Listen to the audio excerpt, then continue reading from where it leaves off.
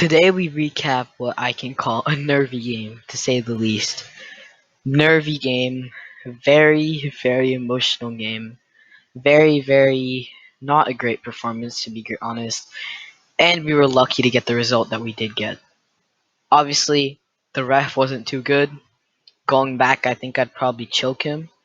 But we got the win, and that's what matters, and we got propelled into second place, just 2 points behind Liverpool. Let's address this game real quick. So Tella started, and on stream, I freaked out because of the fact that I saw Traore on the side of Maguire and Tellez. I was absolutely freaking out. No pace as well in this midfield with Matic and Pogba. No Fred here. I thought Traore would absolutely rip apart this side. And to be honest, I wasn't correct.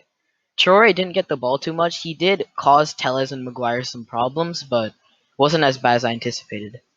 One problem in this game that I noticed was that when Tellez went up, loads of space here that Wolves were able to exploit at times, and they mainly attacked through this right-hand side, which Tellez left space in. That was how they created the majority of their chances, especially in the first half. To be honest, first half wasn't a great one.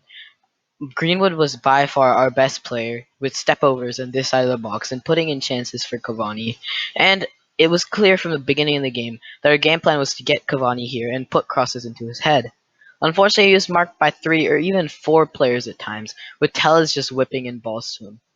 Unfortunately, this didn't work too well, so Rashford and Tellez had to link up, with Fernandes dropping up, and United playing a relatively high line in general.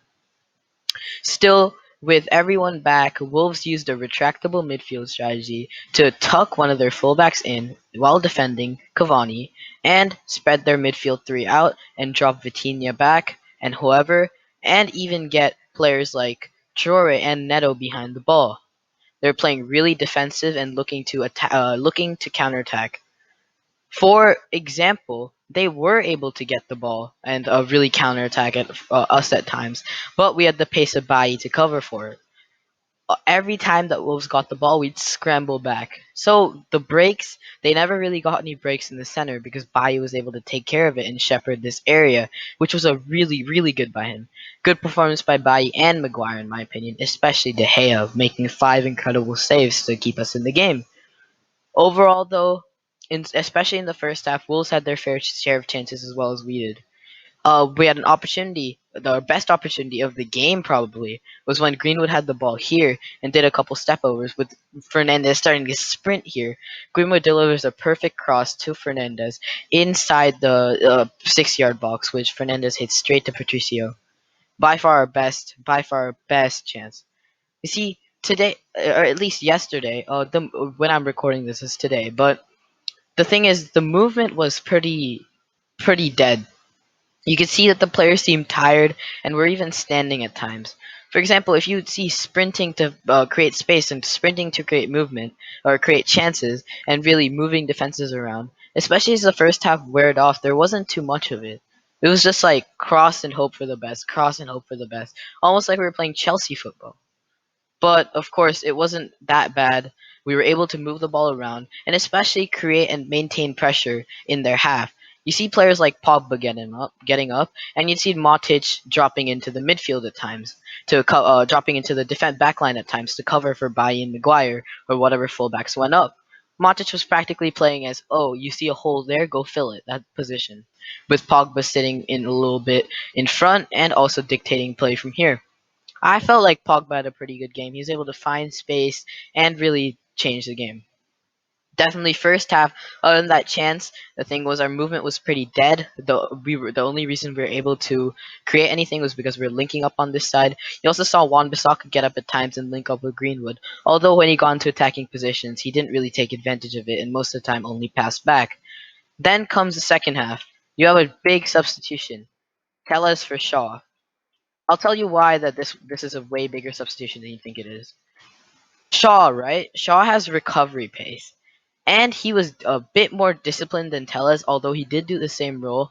And Wolves weren't able to find space in behind him, and weren't able to draw Maguire out of position and create these breaks. Wolves had very minimal chances in the second half because of this. They couldn't attack from the left because of Wan-Bissaka.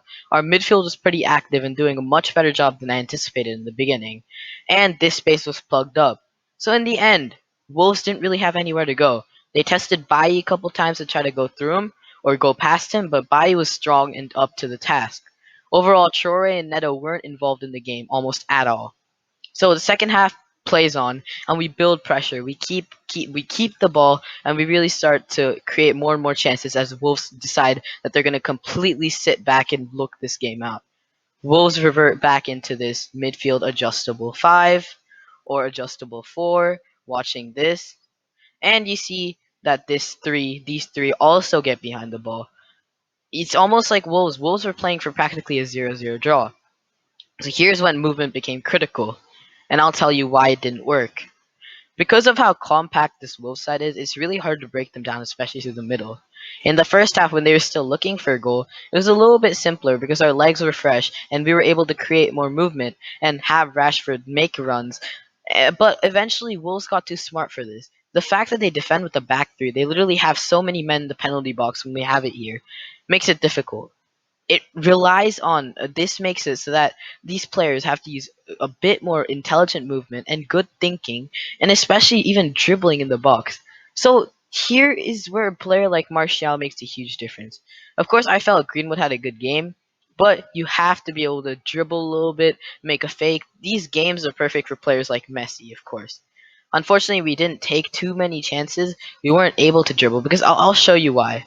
If a player starts dribbling or driving at the defense like Greenwood was doing, or more of our players did that, we're able to force them out of position a little bit more, get attracted to the ball, and leave a cutback and space for a player like Pogba to shoot. We were able to do this different times when players were able to drive at the Wolves defense with the ball, but unfortunately we didn't have players that were willing to drive. The only player that was really driving at the Wolves defense was Mason Greenwood. And it was really sad to see.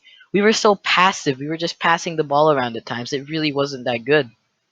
It really wasn't. Because especially against teams like this, you have to drive. You really have to drive at the defense. You have to pile on them. It's not okay if you're just like, oh, I get the ball. What am I gonna do? I'm gonna turn. It's like they're playing in like a basic training. Like they're not really trying to drive at this defense, which is what we were lacking.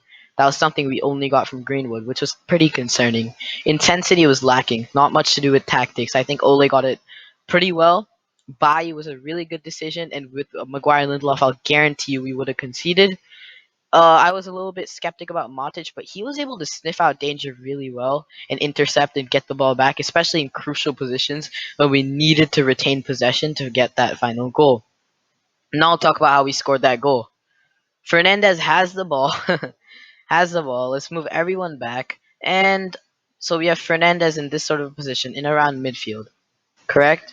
So Fernandez is like here, and we get the ball off of Wolves, and Fernandez is around here, of course, and you have Rashford as the only one up. Uh, as the only one up. And since Wolves lose the had lost the ball, they had a lot of men forward. So in the end, they only had about three center back or two like this, Cody and Kilman over here, and you had the rest up or in this sort of an area. So what Fernandez did, he has the ball here and he finds Rashford through here. And as players get to get forward, and you have players like Neves, whoever getting back, Rashford is surrounded by three players: Kilman, Saiss, and Cody. So he cuts, he fakes, he cuts, he fakes, and then he takes a shot. It deflects off of Saiss and goes in the corner. It was such a cheap goal, such an easy goal, a goal that I don't even know. It didn't feel great, but a goal is a goal. And that's what matters. We got that goal, we won the game, we're second place, and if we make decent signings and we win at Anfield on January 17th, we are back. Manchester United are back. Thank you.